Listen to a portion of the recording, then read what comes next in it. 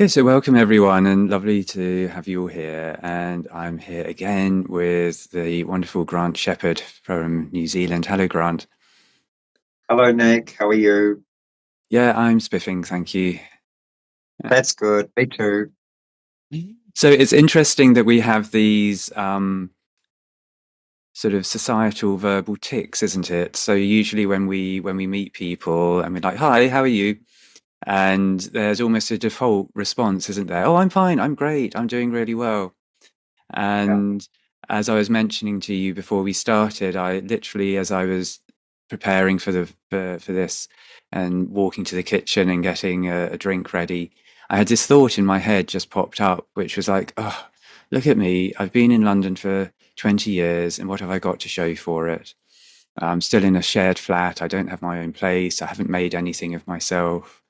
I've just got a meditation group on Mondays that it's a struggle to keep bringing people into. And there's this real sort of negative, Nelly, like self-critical, undermining voice. And then, of course, we meet, and there's a sort of like then we present the public persona again. Um, but when we were chatting about this just before starting the show, we were thinking, well, maybe, yeah, wouldn't it be interesting to explore this whole idea of imposter syndrome and negativity bias, where we have this tendency to focus on what is not right, what is absent, and then even some of us have an innate sense of appreciating and valuing ourselves. And then spiritual practice can maybe help that to grow and to flourish. But I know when I came to the spiritual path in my when I was 20, I hated myself. I wanted myself to be annihilated. I hated all of the the chaos of my thoughts, and I'd got a very strong sense of negative self-worth from minority stress around being gay as I was growing up, and the constant messages I received from society of being wrong, bad, dirty. I was going to get HIV and die because Mm. I'd watched Tombstone ads when I was 15. And so my very sexuality was connected with something immoral and bad. And then that became a self-belief and a very deep shame. And so when I came to meditation and I heard the Buddhist teaching of no self and of enlightenment and of maybe transcending or releasing from self-identity, it was great because it was like a sort of spiritual snuffing out. It was like a destruction of all this yucky, useless, shame-filled self that I so didn't want to be. And so I poured myself into spiritual practice, hoping that I could become enlightened. And instead, all I had was spiritual bypassing and avoiding actually meeting the parts of myself that needed healing. Um, and so now, even now, I then sort of notice the echoes of that in um, this this risk of both spiritually bypassing sometimes, trying to avoid actually coming into the messiness of simply being human and meeting that and embracing it and creating a space for allowing it and holding it and bringing compassion.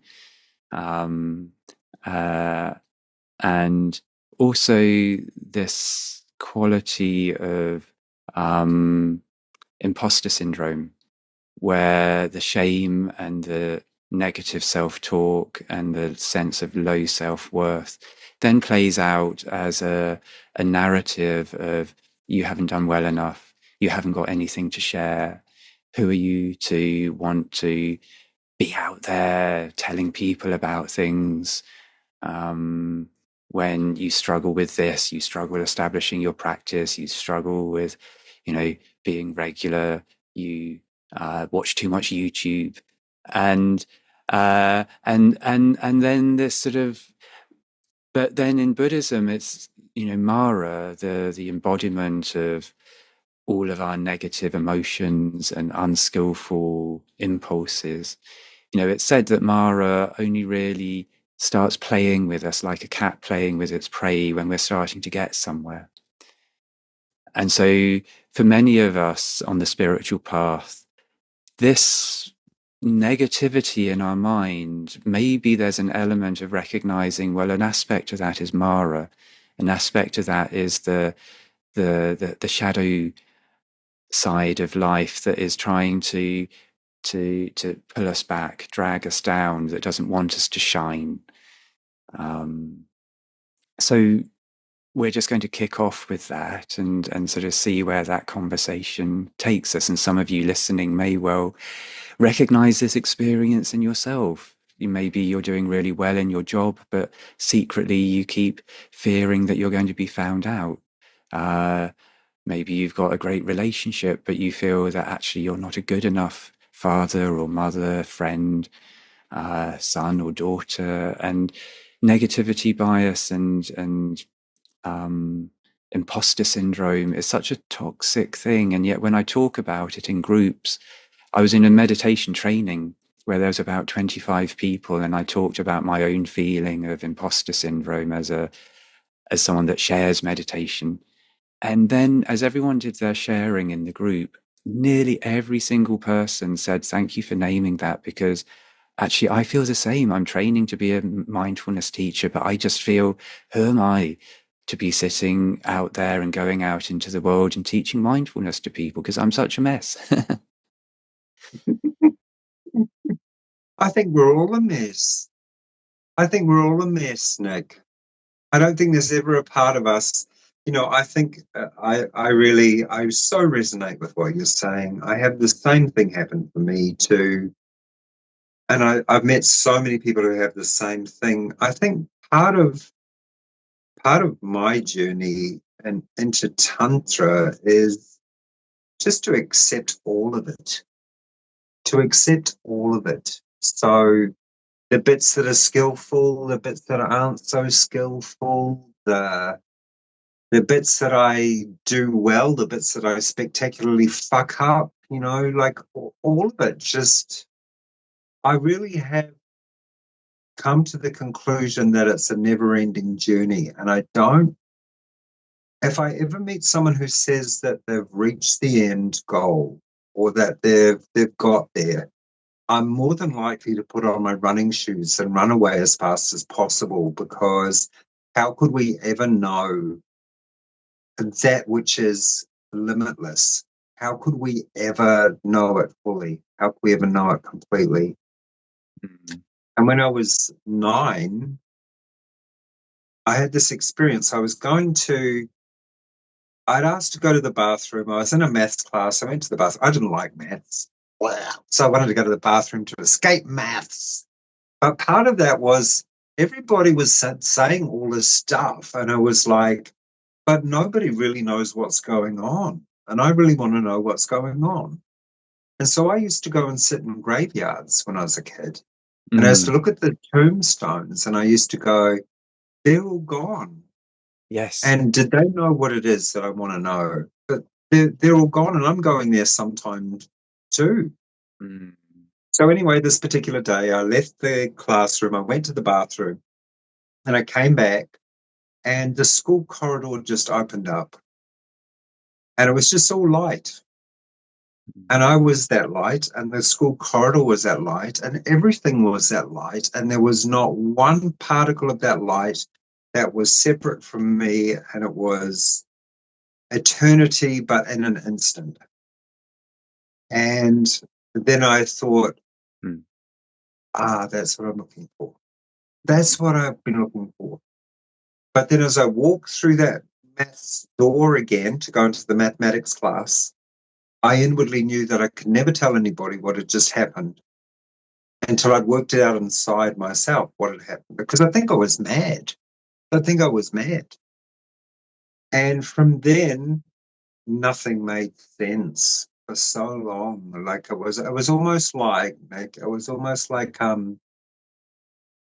my worldview had been reoriented, but I didn't have any way to put a framework to it. I just didn't know. And I've been speaking with this wonderful woman, Cara Lee, who she's a tantric teacher in Canada, and she had a similar thing. Her Kundalini woke up and put her into severe psychosis, and she ended up in a psych ward. And Mm. it's a really fantastic, inspiring story about how she actually realized, hold on a minute, this is not pathology. This is me waking up. This is Kundalini and finding her way through. And now she helps people who have gone through similar things to experience the Kundalini through embodiment. And like Yeah, you, when living in the monastery, it's like so many of us have these spiritual experiences, but we're in a society that just doesn't want to hear it. And so if we say this is our experience, this is what's happening, then we're pathologized, we're called kind of mad. Whereas in my view, we've seen what we could possibly describe as the truth. But society doesn't necessarily want us to see it. And no, then because we've seen it and we don't have the car, have the job, have the high achieving this, have the, then we've failed. Failed at what? Failed at what? mm. It's all upside down as far as I can see. That is the difficulty of living in a culture that is focused on um, commodities as Yeah, proving our worth. yeah. So, What a have you book got? I, What what can have you you do? got? Yes, yes. Where have you, Yeah, what have you got and where have you gotten? yeah. And how Like, much have you got? and Have you got yes, more than the other person? yes. Like, I don't Yeah, think it's not so much a thing in the UK and England, but I think in the United States, often an opening conversation is like, what job do you do? yeah, And then you're assessing someone's worth uh, yeah. based on what are they doing and what might their likely income be. Um, Yes, yeah. a very good book I read called Affluenza. Um, Ah, uh, love it. he talks about the desire for affluence as being like an illness. So Mm, affluenza. He influenza, love compares it. uh, many cultures, many um, like America, Britain, uh, Middle European versus the Northern European and the Scandinavian cultures, Mm, where showing off wealth is considered very unattractive in Scandinavian cultures, and having a sense of the collective, being willing to pay maybe higher taxes so that the country as a whole has a certain standard of living. And maybe that goes back to their Viking roots, where whereas in Britain we became an occupied country with the Norman invasion, and you had the ruling elite who were a different uh, group of people coming mm, in and subjugating the indigenous people, mm. and making them the ones that had to pay their taxes to the barons. So we had a very unequal society from 1066 onwards, where it was an elite controlling the indigenous people. And Yeah, maybe there's something of this imposter syndrome dynamic that actually even comes out of that historic um, process, where yeah, um, you know because we grow, or certainly for me growing up in Britain, there was always this sense that there was this elite that was sort of somewhere up there, and then yeah. there's the rest of us as the drones who are just doing our thing and being educated to go into the shops, into the factories, into maintaining the structures. Um, and I remember meeting someone who had been educated at Eton, several people actually who were educated at Eton, and they always said that that education gave them a sense of worth. Um, Partly it was because they were being educated to feel that they deserved to be ruling over. Um, uh, but also it took something away, because it took away their sense of actually being free to maybe so much explore or have curiosity about uh, their place. And instead they were like, when you have a system, it puts everyone into their place in the system. And spirituality, and like the Buddha, the Buddha was teaching within a culture where everyone was very rigidly in their system. It was before untouchables, but there was still a caste system at the Buddha's time. uh, And you were either born a Brahmin, in which case you were a spiritual teacher and your lineage would be the spiritual teachers, or you were a warrior caste, or you were a trader, or you're at the right at the bottom and you did all of the manual labor. And once you were born into those castes, that's where you were. And there's a story of how um, a a man came to the Buddha, who was a night soil sweeper. So he was emptying the latrines and taking away the human yeah. waste, and that was done at night. Mm, But he became a follower of the Buddha, and became a monk. And then there was a point, and he became enlightened. And there was a point where he was teaching a king. And then there was this sense amongst some people of like, what is happening here? We've got this person from this low yeah. caste teaching and speaking to a king. Um, so, so it's in that culture, you actually had a culture where um, the value of spiritual insight and the value of being on the path could be recognized, and Mm, could allow you to break down the systems. Whereas what you were describing is, we grow up in this sort of spiritually impoverished culture where yeah.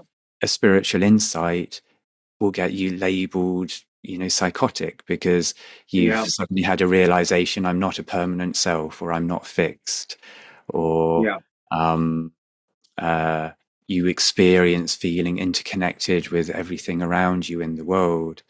Yeah. Um, and rather than there being spiritual guides around you that you could go to and that would nurture and help that insight grow, at best you have a psychologist or a therapist that you go to who then labels you as having some personality disorder and sort of like, Right. um, Yeah. I had that happen. Well, not so much, not through a psychologist or a therapist, but after that awakening at 9, and I use that word deliberately. So I think a lot of people have spiritual awakenings that are not then acknowledged, or we just don't have a place in our Western society to acknowledge that that person's gone through that. But when it happened for me at 9, I was completely and utterly like, well, what do I do? What do I do? And I was getting really quite desperate about it. And then I had a dream, and it was the most strange dream. I must have been about 10 or 11. And I just saw an aeroplane flying through the sky. And I just heard this disembodied voice, and it said, don't worry, don't worry. You're going to see her soon. You're going to see her soon. Don't worry. And then when I was living with my teacher in South Fallsburg in America, and she's a female meditation teacher, suddenly I realized, oh my God, all that time ago, my higher self said to me, don't worry, you're mm, going to go and see her. You're going to be with her. She'll help you. mm, And she really did. Like when I was 27, I received Shakti Part, which is like a formal initiation in Tantra. And it confirmed what had happened for me at 9. It was like, mm, oh, and actually, Nick, I don't ever, I would never limit that experience to any one particular tradition because it transcends traditions. And yet, that initiation that I received helped me make sense of what happened to me when I was a child. And mm, then through my teacher's guidance, she just helped me start to become steady in it rather than to wonder what the hell was going on. You know? That's the difficulty, isn't it? And maybe, I mean, we sort of started by talking around imposter syndrome, but maybe there's this sort of Mm, element of, um, if we look at spiritual traditions and the law of karma, it's that the Buddha talked about how um, all of us are on a spiritual path to realizing our Buddha nature or our true nature, but we're all like lotuses growing out of a pond. And so in this mm, lifetime, some of us are being born as a lotus that's just emerging from the mud. Some of us are mm, growing up through the water, and some may be above the water and ready to flower. mm, So your experience was of being born as someone who perhaps through your spiritual practice in the past, the karma mm. was ripe, that past karma was ripening and it was just there. And there may be others who, and particularly children, children have are much more open to lucid dreaming and to working with that realm of dissolving the solidity of the waking dream and the sleeping dream, the waking Yeah, so-called real world and the whatever is happening in sleep. I know for yeah, myself, I had lots of lucid dreams as a child. And similar to you, actually, one of my experiences was that I used to have lots of false awakenings. So with lucid dreaming, because you're waking up the prefrontal cortex as you lucid dream, and you know that you're dreaming, and then you consciously interact with the dream. And so that would happen, and I'd go flying, or things would happen in my dream. I yeah. knew that I was dreaming, and I would go, and I used to just love flying. I'd sit in full lotus, and then I would concentrate, and I would go up into the air, and then I could fly, and it was such a lovely feeling. Night after Yeah. night, going flying through the sky. But then I would apparently wake up and I'd go to school, and then the teacher would try to put on the light, and the light wouldn't come on, and I'd suddenly realize, oh, I'm still dreaming, and I'd wake up again. And then I'd be getting dressed and I'd be on my way to school. And then a pink elephant would walk along the road and I'd be like, oh, I think I'm still dreaming. And I'd wake up again. And these false awakenings would happen about 2 or 3 times. And this was when I was like 8 or 9 years old. And so I didn't have a realization in the way that you described, but it brought about the question for me of how do I ever know when I'm awake? Because it feels so real. I'm going through my day and then just suddenly something will happen and I'll be like shaken out of it. Yeah. So as this 8-year-old, 9-year-old, I started to have this existential question of like, what is life and how do I know if I'm truly here right now or if this is just another dream? And then the days would go by and I'd be like, well, are all of these days just part of a dream? And am I suddenly going to wake up and find that this was all part of something? Yeah. Um, so some of us are that lotus that is, and it's not a value thing because everyone is going to be that lotus opening one time. It's just maybe not in this lifetime. But for those who are there and are opening, but we no longer live in a culture where we can be taken to the shaman or the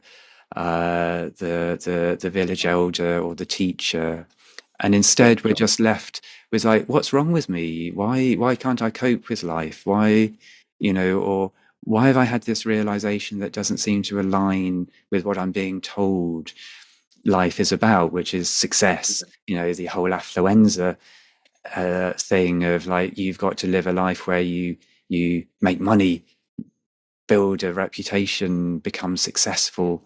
Um, Whereas the Buddha's teaching is that, and in different traditions they teach it in different ways, but it's like it's realizing that there is no permanent and fixed self, and we're created by the causes and conditions. Every choice we make, every moment is giving birth to what we're going to become, and that within all of that, as you experienced, is simply this pure light of awareness. And so actually what we want is to wake up to this pure light, to remember that we're this pure light of awareness, not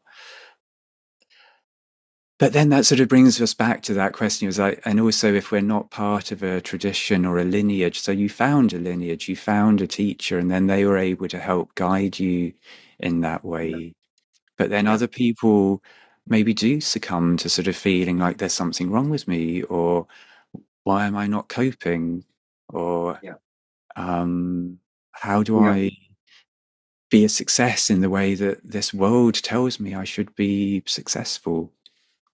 Yeah. And then sort of like flounder around, Nick, because when I tell people, and it's very rare that I will share that experience, but because of the way that you and I have been working with these podcasts, I mean, the people can come and actually listen to this and go, oh my God, thank God I'm not alone in this. I Mm, think, because I tell you what, sometimes if I have rarely said to someone that I had that experience and they're of like a spiritual leaning themselves, they might sort of say to me, oh, you were lucky. And mm, I say to them, lucky? It was an utter ordeal.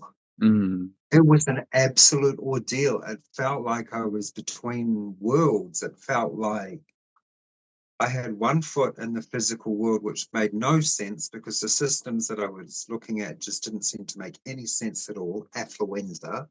And then there was the other part, which was like, well, everything is just one, and I'm part of that oneness. So how do I navigate that?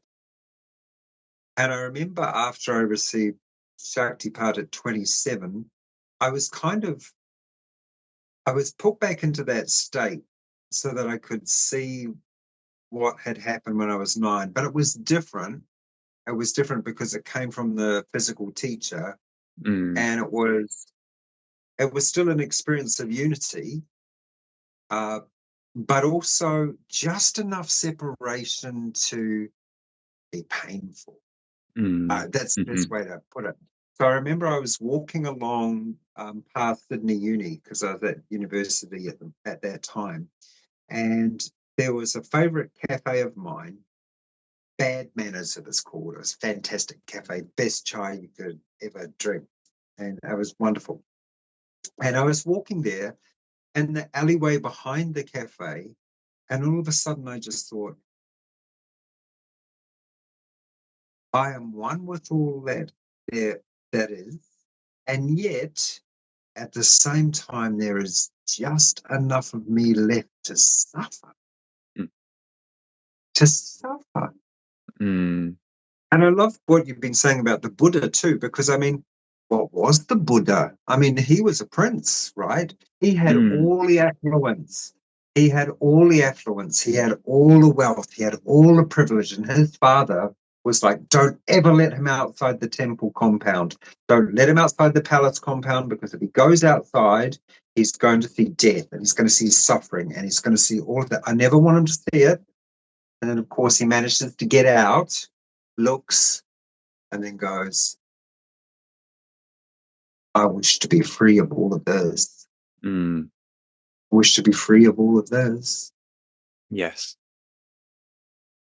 So yes. I don't actually think that enlightenment or realization, because you said before, you hadn't had an experience like me.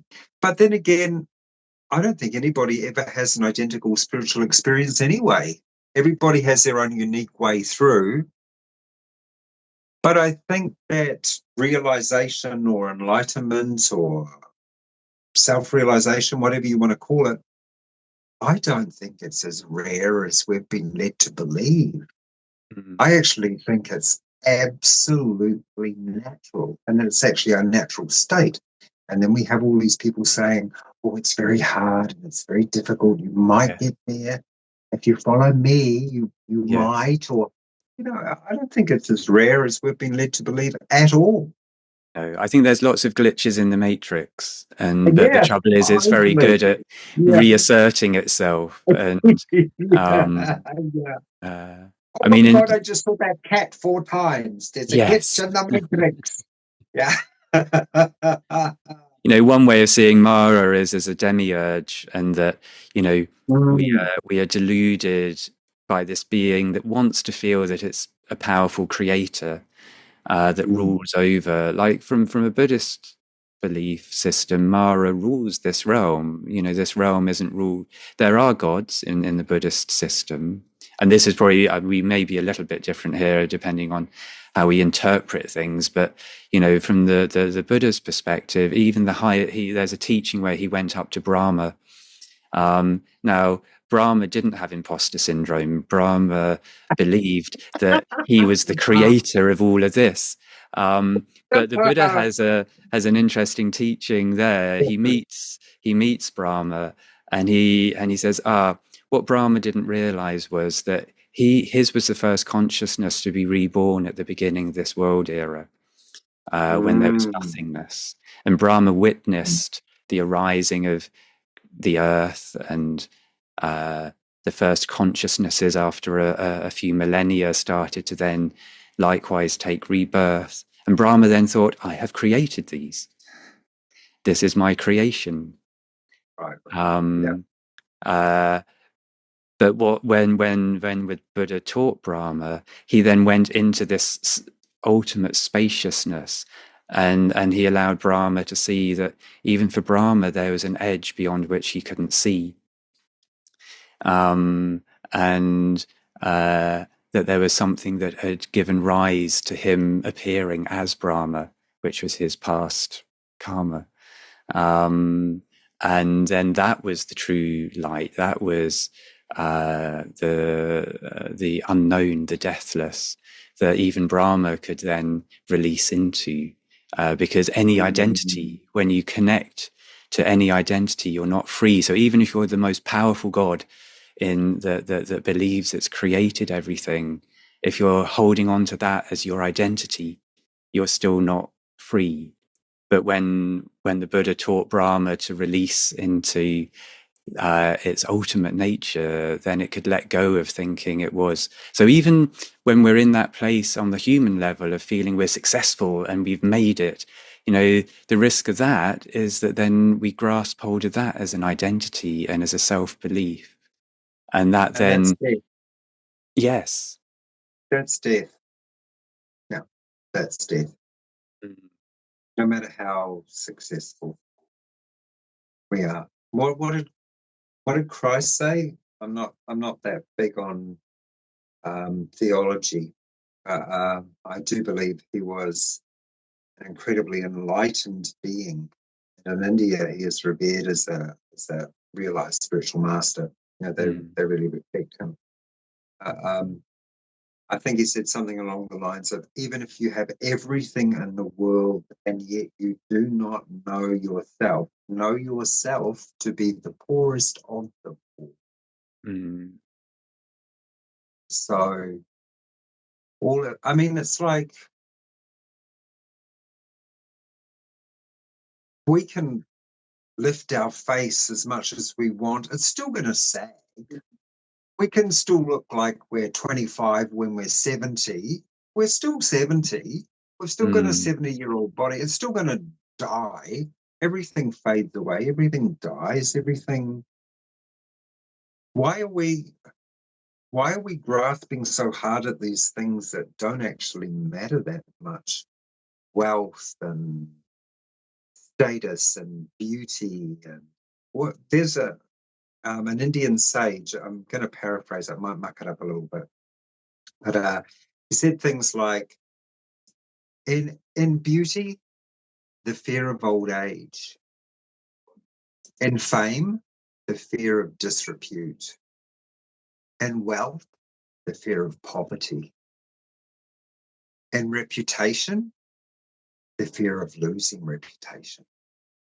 Now, all these things that we've built our society on, and yet there's still just a pack of cards, and they can come tumbling down at any moment. Any moment. And yet we skip along the garden path. La la la la. Oh, I want that Lamborghini. Give me that facelift. Oh, give me the mansion. La la la la la la la la la. Bang, dead. Yes. Oh. Just coming back from the plastic surgeons and a Lamborghini going towards a mansion and have a massive car accident. Dead. Okay. What was it all for then?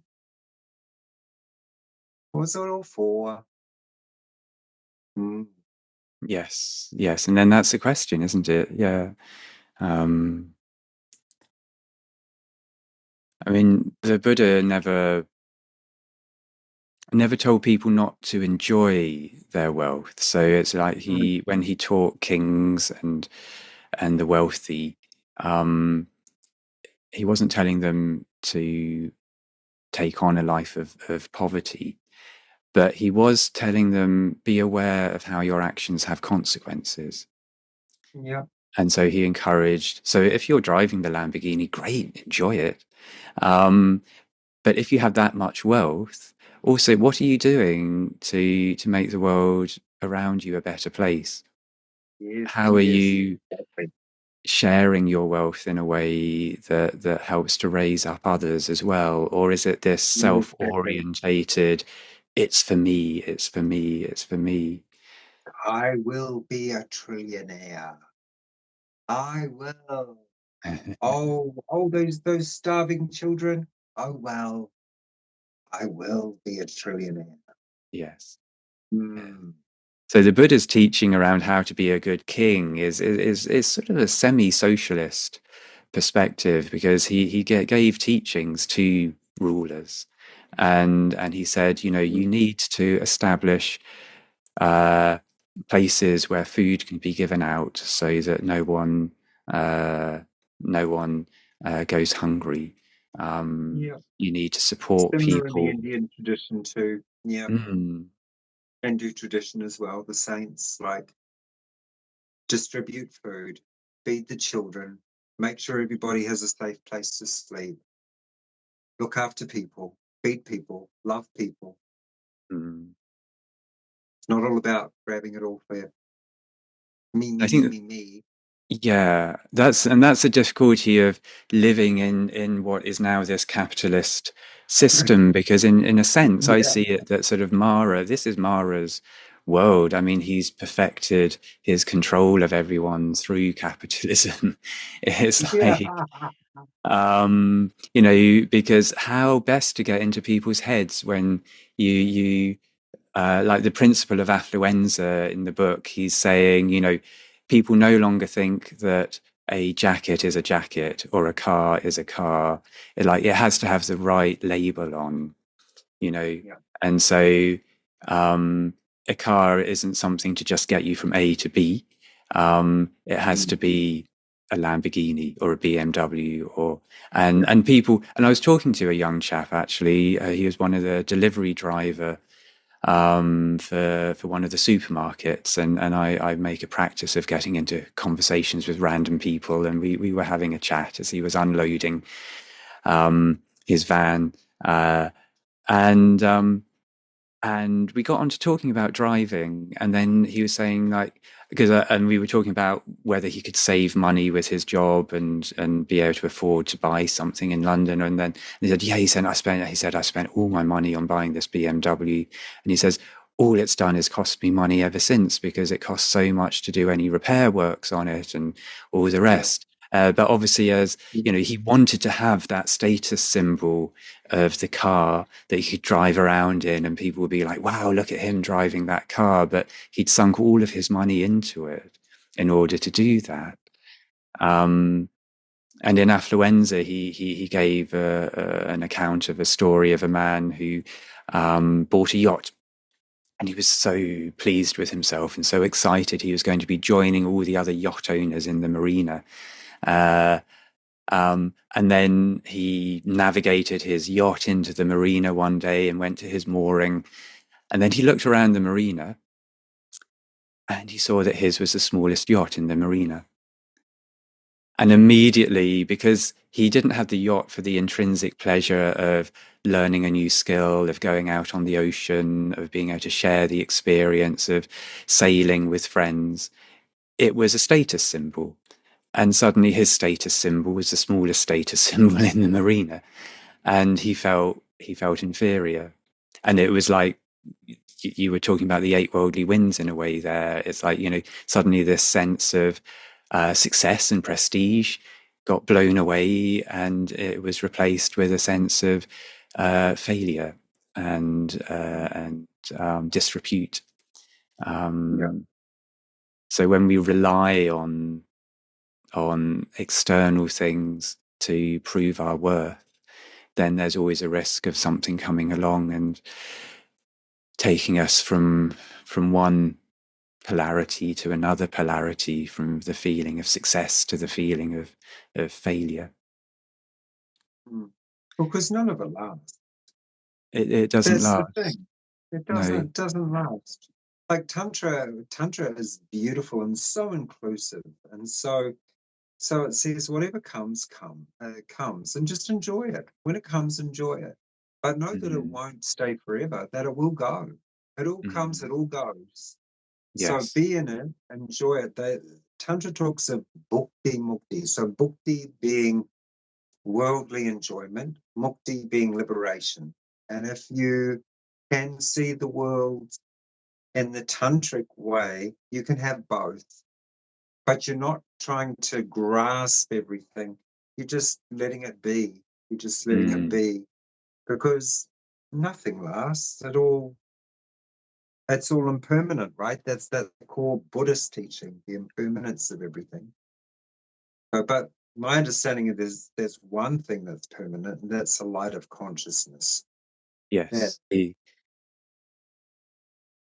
Yeah. Yeah. yeah. The Wouldn't it be great if we taught if that was taught in I schools? know. Yes. Wouldn't it be? I mean, that would be the Wouldn't that? ultimate And the cure math. to low self-worth. It's like if you sort of grow up being told you have the light of Buddha nature within you, or you have the unborn, the unconditioned, you are the unborn, the Deeper consciousness.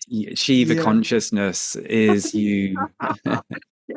You Even are if we it. just started lessons with Namaste, the light in me sees the light in you, and children were growing up being like, there's a light in me, and there's a light Yeah, in everyone else. And exactly. Yeah, yeah. It'd be a much better world, wouldn't it? It'd be a mm, much more egalitarian world because it seems that lately it's becoming a lot more divided. The haves versus the have-nots, and the mm, let's destroy the planet to make wealth, and, and let's destroy the very thing that sustains us in order to make more money. Oh, hold on a minute. I've just worked out that I can't drink money like I can drink water. Oh no, what am I going to do? Oh no, but we've got to build more AI data centers. We've just got to. yes. Unfortunately, there's sort of human history works on a loop, rather like the Matrix. And I was watching a program. I think it was talking about the Mayans in Mm. what became South America. Um, uh, and it was either the Mayans or the Aztecs. Obviously, one was destroyed by the Spanish invasion, but the other group, their culture collapsed because they were an advanced civilization. They were building cities, and those cities required commodities, and it required the cutting down of trees and forests in order to then build the cities and maintain the infrastructure, clearing land for crops, etc. And the archaeological records show that there was a tipping point in their civilization where they cleared so much of the forest that it disturbed the rainfall cycle. Um, and their civilization was starting to collapse because they had a lack of water and rain and the ability to irrigate. And yet they kept growing. And so there seems to be something in the human psyche that, and we're at a similar tipping point now where, you know, Yeah. everything around us is telling us, actually, you need to cut back. You need to recognize you are a part of this interactive system. You are not superior Mm. to it. You are not separate to it. You No. are part of the system. Intimately connected. But Yeah. our sort of our ignorance as human beings is that and our arrogance as human beings is that we hold to this belief that I am separate and apart both in the duality of you and me, but Mm. also in the duality of us and the world. You know, Yeah. we exist as humans. We are the highest thing here on this earth, and we can build our cities and we can build our civilizations and we can extract and extract and extract and use, and it doesn't matter. But eventually the Yeah. system pushes back and says, no, actually, you're part of a system of checks and balances. Yeah. And now those checks and balances are going to start collapsing because, you know, in your arrogance, you have overused. And so that I think it was the Mayans, you know, their civilization started to collapse, or the Easter Islanders. You know, you sort of see it in different places, and um, Yeah. Well, obviously, after all, oh, sorry, what were you going to say? well, just I think, you know, then although obviously the forest did regenerate after the collapse of their civilization, so Hmm. the earth can re rebalance itself, but it's us that suffer if we carry on in that place of duality and not seeing ourselves as part of a system that's flowing and interactive and interconnected. Yes, because, as we all know, we all need a need. We all need a need, Nick. So you cut down those truffle trees. Cut down those truffle trees, as many truffle trees as you can, so that we can make the needs that you need. And then the Lorax looks on with dismay until the final truffle tree falls.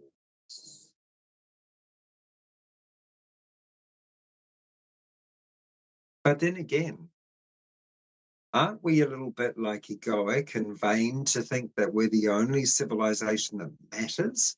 I mean, goodness me, look at this universe. Do we think we're alone in this universe? Do we Mm, think that we're the only planet with like a population of like conscious beings on it? I mean, it's just so vast.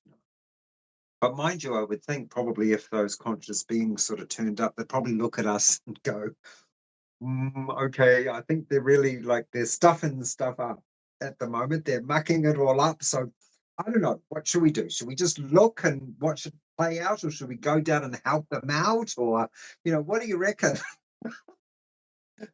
I've heard it said that we often talk about we're looking to see if there are other intelligent life forms in the universe, but they may look at us and think that we're not that intelligent. Yeah, exactly. Look at those little fools down there destroying the thing that sustains them. How silly they are. My goodness. Yes. Keep on mining, keep on fighting, keep on struggling for more and more. Mm, Yeah. I yeah. sort of imagine probably like the Buddha and Jesus and, everybody, they're all sitting around, all the saints, and they're all going, okay, which one of us is going to go down and help them out now? It's like, yeah, it's Whose like, oh, turn we is it? tried. Yeah, whose We've given them shift is it? every teaching Yeah, we can. who's going to And tell them that they actually are the light of God? When are they going to understand that? yes. Because that'll But make when you things look a at different lot spiritual, easier. and then the fascinating thing with different spiritual teachings is that, you know, nearly every lineage has this ability to divide against itself. And so this innate tendency towards duality keeps playing out. So you get Yeah, Sunni and Shia, and then people arguing over which is the right interpretation. yeah, Um, I'm not sure how it is in Hinduism, but, you know, in same Christianity, thing. you have Roman Catholicism and Anglicanism and Protestantism, and there's and so rather than opening to the light of, you know, unity consciousness, as humans we're being given these teachings maybe by realized beings, who are the head of these different lineages, and yet Yeah, then we fall into arguing over who has the right interpretation. yeah, exactly. Yeah, so true. and that whole tradition around like religious debate, and if you win, then I go over to your side. But if you lose, then you come to my side. That whole sort of. But then again, I mean, is duality such a bad thing? I mean, isn't that just multiplicity? If we could see duality as part of being held in unity, so the duality is actually part of unity. If we can see it as that, then I don't think it's a bad thing. It's just when we get to that whole sort of like, my God is better than your God. My map is better than your map, and I'm the only one who knows. And do do do. It's like I have a joke that I say to people. I say, I am so very very holy. I am more holy than your socks.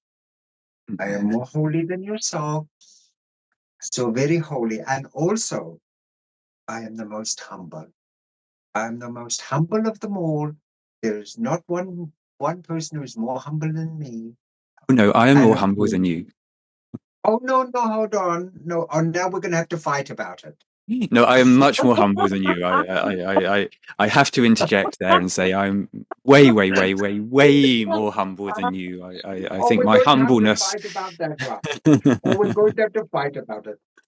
And I remember once someone came to my teacher. It's so funny, and they were being a bit naughty, and they knew it. And in front of all these people, they just said to my teacher, they said, "Well, so are you enlightened then?"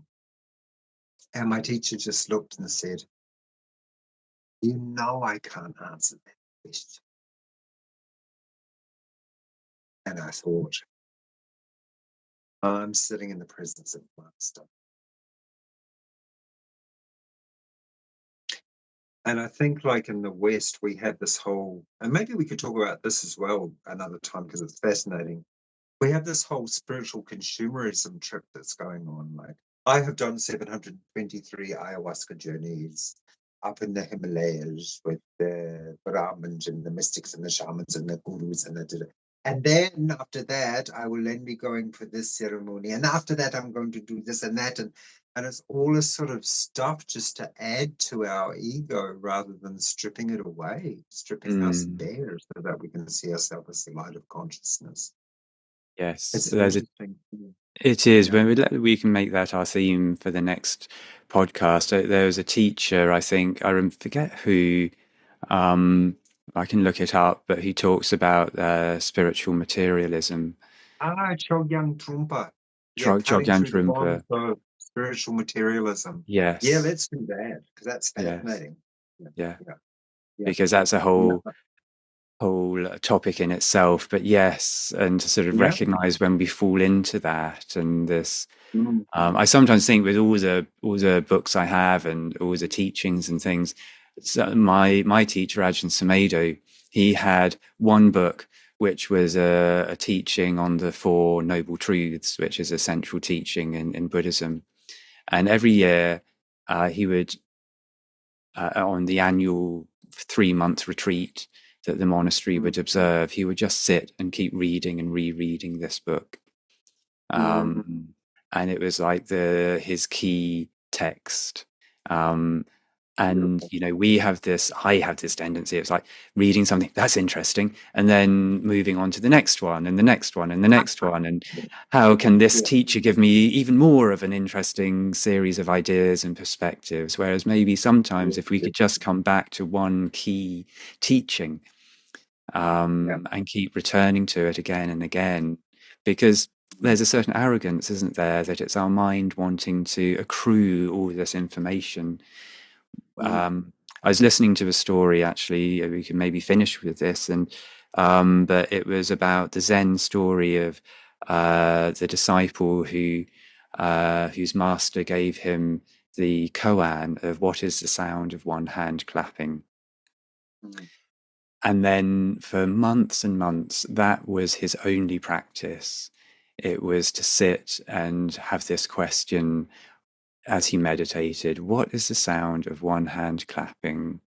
And he went through various permutations of trying to imagine, well, what's maybe it's the sound of the the wind on the hand as you know, and it's like, you thought, no, it's not a physical thing. And then it was like, is it a metaphor? And he was sort of like trying to go into that. And then eventually he did have a realization by sitting with it. But he had to just keep sitting with this same question. Whereas the spiritual materialism we have in the West is that we go from one teaching to another teaching, Yeah. and then we try to augment it with something else, Yeah. um, Always trying to and catch up with the mind. And you can never mm, catch up with the mind. mm, The mind can only take us so far, but we always want to get to the next thing, to the next thing. I'm going to become more enlightened. I'm going to become more enlightened. Well, who is this I who is going to become enlightened? yes, What's that? yes, Muktananda, my teacher's teacher, he went through this stage where he would carry a lot of scriptures under his arm and he would study them. And he was a fantastic scholar. Like he'd studied a lot of scriptures. And he saw his teacher, Bhagwan Nityananda from Ganeshpuri, who is like an avadut. They call him an avadut, which is an avadut is like someone who's beyond physical consciousness, beyond their body, basically. They're a bit like a divine madman in a way. mm, And so this avadut said to Muktananda, what are they? And Muktananda said, oh, these are my scriptures. And then Bhagwan Nityananda said, Mati, dust, dust. Throw them away and meditate. Meditate on your own self. Throw them mm, away. mm, mm. Yeah. So Interesting. spiritual materialism, huh?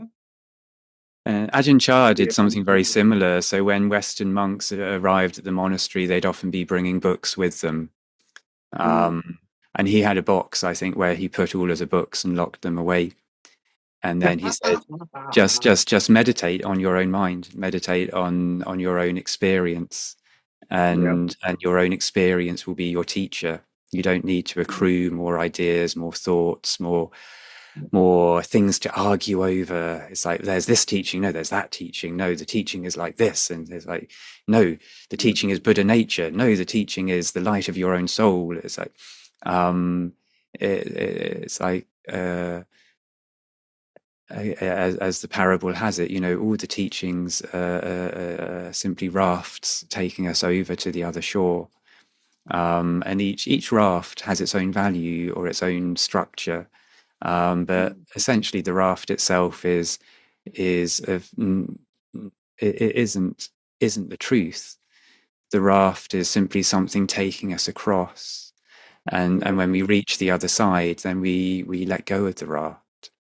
Yeah. Um, or if we teach the raft with an understanding that the raft itself is empty, but it's Yeah. simply a means of coming to that direct knowing or realization of the light. Yeah. Um, and we can respect other rafts or um, uh, see where some rafts are limited because maybe they don't. The Buddha would criticize other traditions of his time. So he wasn't sort of saying everything is equal, but then um, uh, he would also encourage people who were genuine spiritual practitioners to really sort of stay with their practice and to trust that this raft can bring them to the other shore. And Yeah. Yeah. And then when the raft takes you to the other shore, then you can let go of it. And yes, in that letting go, it's not dishonoring it because it has served you well. And there may be times when you might share that raft with others. That may be something that you are called to do. That mm, in order to help others. But if we just get stuck on the raft and think that the raft is all there is, then how are mm, we ever going to just plunge into the limitless ocean? yes. How are we going to? Yeah.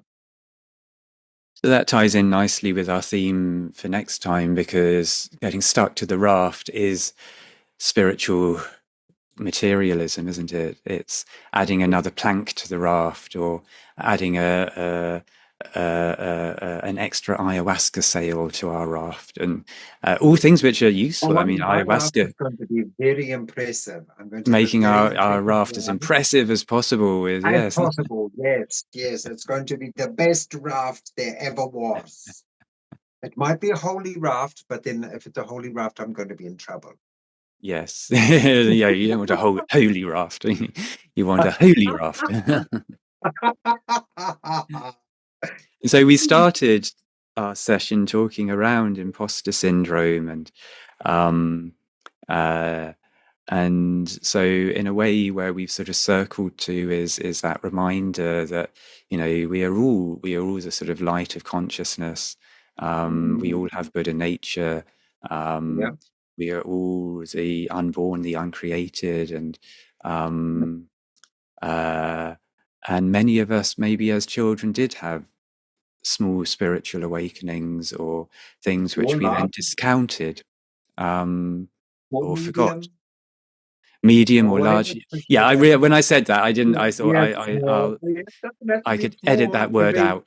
yeah, yeah, totally, yeah. But um, see how the mind is? Wow. mm, It never wants us to own our spiritual experiences. No way. mm, Because if we own our spiritual experiences, then we're, that's dangerous for the mind because we're no longer under the mind's rule anymore. mm, So it's mm, like, oh no, you just had a little spirit, just a little one.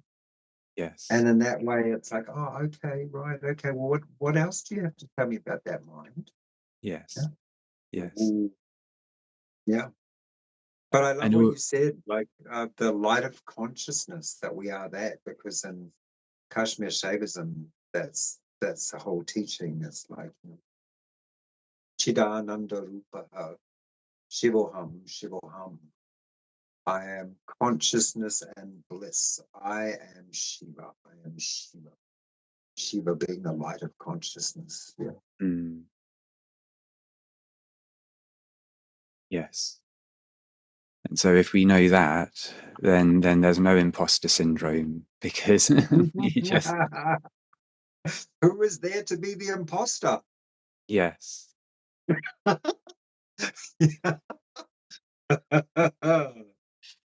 Oh, well, thank you. Wonderful yes. conversation always. Yes, yes, likewise. Thank you. Really enjoyable to explore that, and I hope for people listening, you know, wherever you are in your spiritual path or questioning or exploring, you know, that there's something helpful there for you as you continue to explore, um, and also sort of recognizing that, you know, many of us on the path, you know, we had that sense of feeling lost or incomplete or struggling.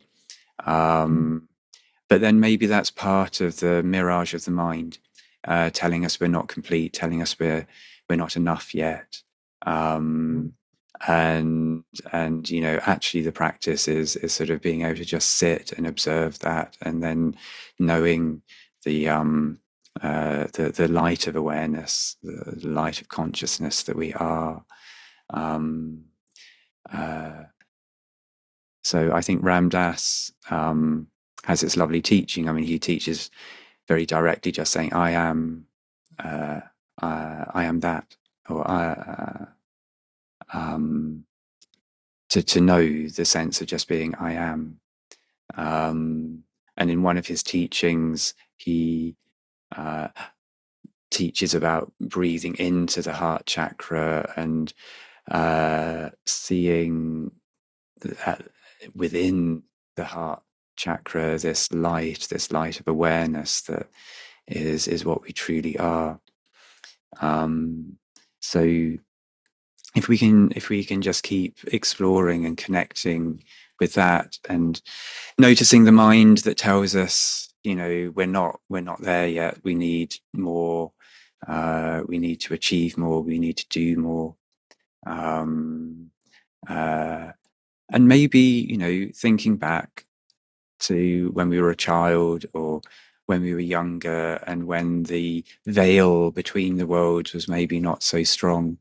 And many people here may, if you think back, you may remember a time when you had your own clarity or insight or sense of interconnectedness, or questioning of like, what is my place here? What am I doing in this world? And recognizing that there was this spiritual questioning that was there in you right from the beginning.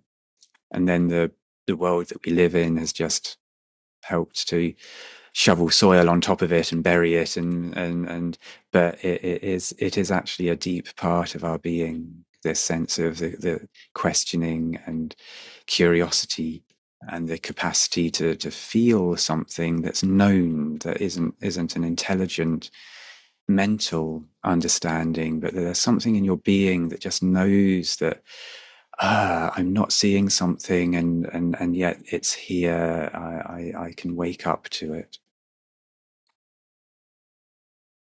Yeah, and look, if someone's listening to this and it's resonating for you, and you've had like experiences that you don't know how to navigate, or you're going through something really huge, you've had a big spiritual awakening, you don't know what to do, you know, reach out. You're always welcome to reach out and speak with us. I mean, it's good to know that you're not alone, that there are people who have gone through these things. So if that's you, if there's something, if you have a burning question, if you're going through something huge, like if you've had an awakening and you don't know what to do, then always just reach out to us, and we can, well, perhaps we can help. Mm. Yes. Mm. So thank you. That's a beautiful place to finish. Thank you. Um, Thank you. so as always, you dedicate any merit arising from this conversation and this sharing, and to the welfare of all beings, and we make this wish that all beings may be happy, healthy, safe, and free from harm. So, Beautiful. thank you, Grant. A pleasure. Thank you, And until Nick. next time, bye for now. Until next time.